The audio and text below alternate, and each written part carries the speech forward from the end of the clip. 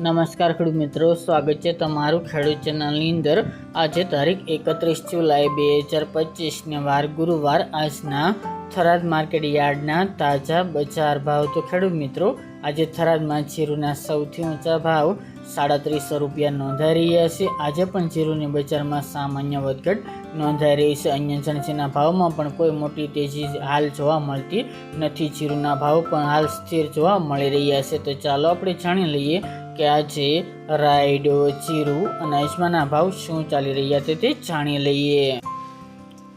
ખેડૂત મિત્રો, આજના થરાદ માર્કેટ યાર્ડના ભાવ જોઈએ તો જીરું 2551 થી 3700 રૂપિયા, રાયડો 1250 થી 1390 રૂપિયા, એરંડા 1265 થી 1315 રૂપિયા અને બાજરી 386 થી 537 રૂપિયા।